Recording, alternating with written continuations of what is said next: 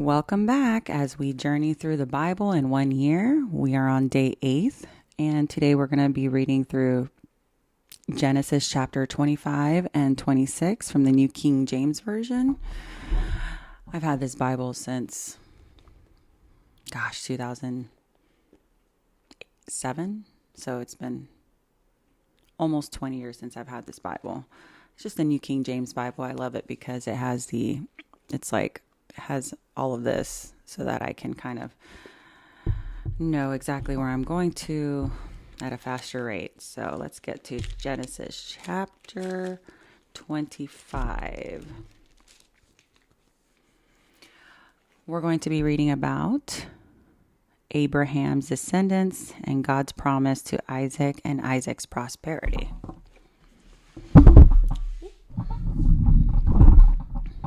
All right. Genesis chapter 25. Abraham again took a wife, and her name was Keturah, and she bore him Zimron, Joksan, Medan, Midian, Ishbak, and Shua. And the sons of Midian, Joksan begot Sheba and Dedan, and the sons of Dedan were Asheram, Letushim, and Leumim, and the sons of Midian were Ephah, Epher, Hanok, Abidah, and Eldah. All these were the children of Keturah. And Abraham gave all he had to Isaac. But Abraham gave gifts to the sons of the concubines which Abraham had. And while he was still living, he sent them eastward, away from Isaac his son, to the country of the east. This is the sum of the years of Abraham's life which he lived, 175 years. Then Abraham breathed his last breath and died at a good old age, an old man and full of years, and gathered to his people.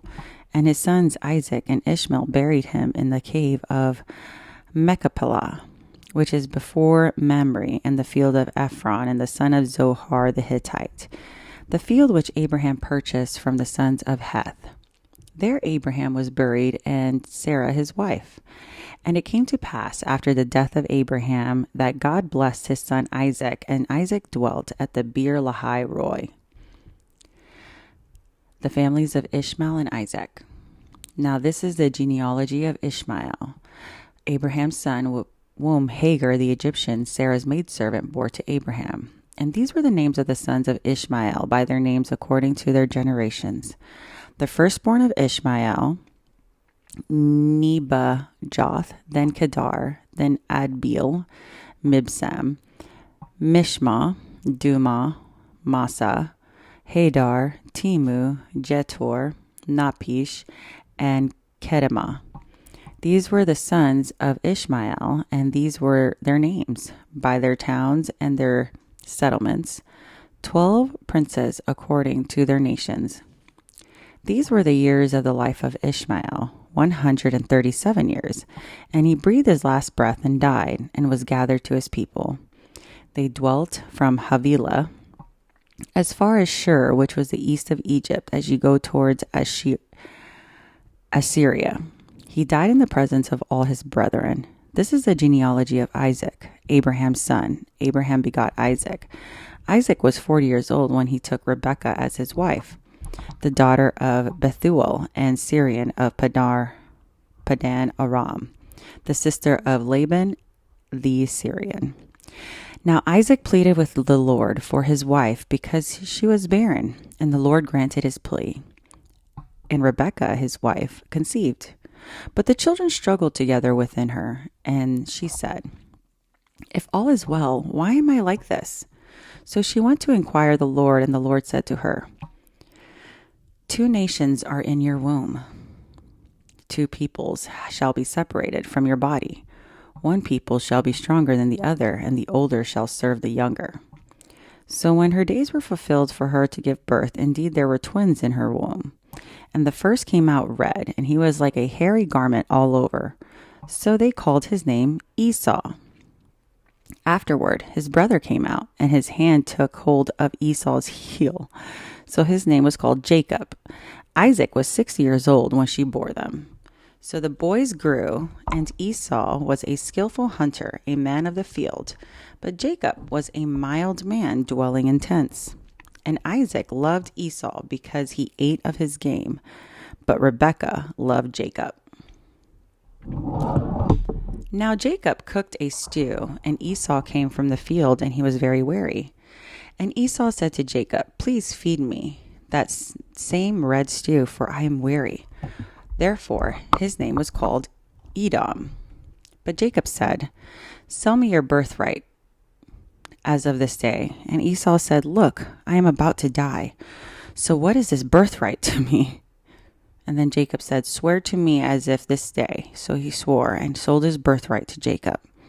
And Jacob gave Esau bread and stew of the lentils, then ate, drank, arose, and went his way. Thus Esau despised his birthright. Genesis 26.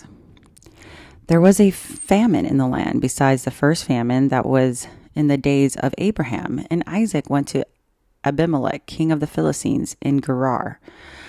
Then the Lord appeared to him and said, "Do not go down to Egypt. Live in the land of which I shall tell you.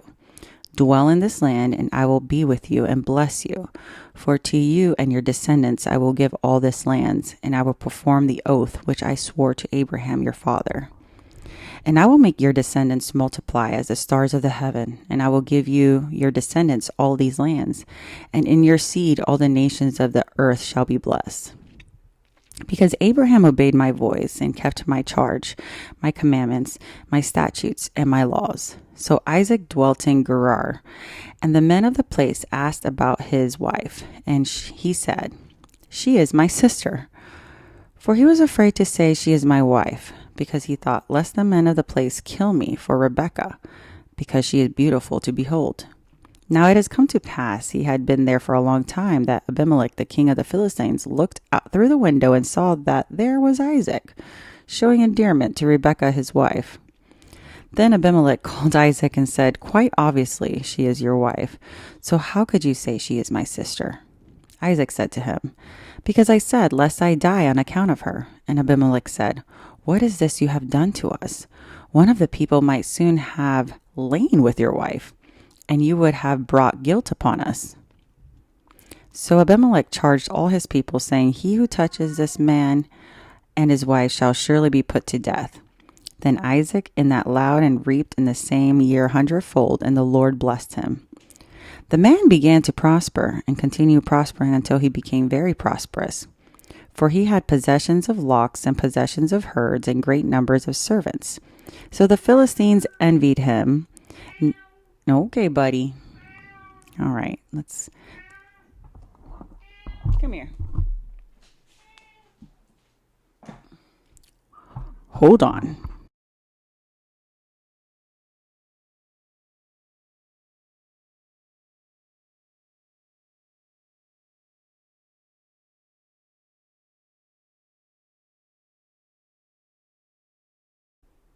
All right, back to chapter 26, verse 13.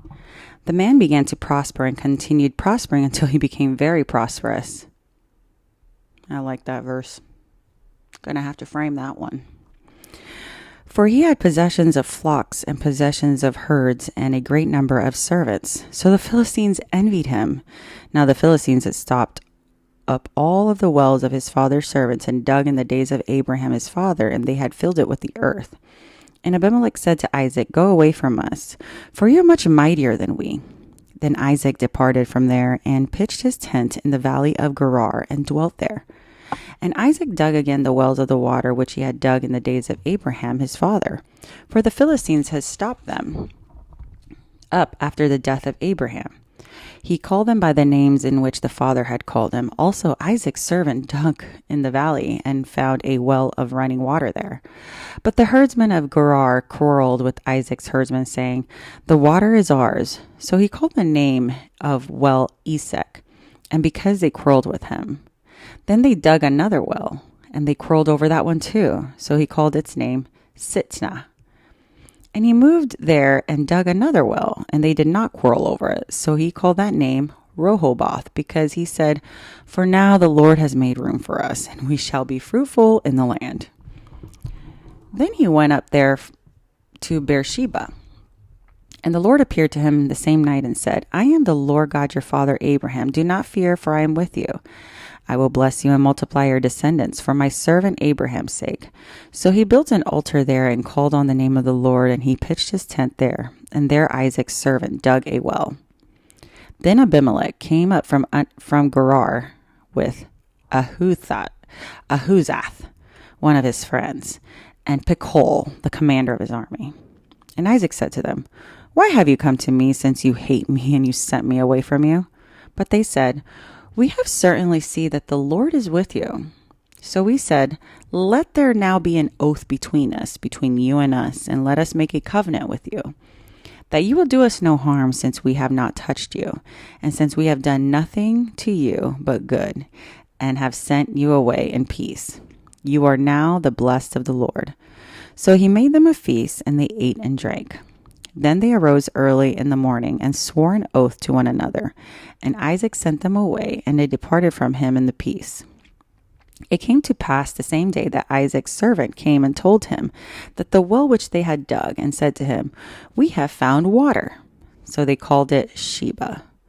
Therefore the name of the city is Beersheba to this day.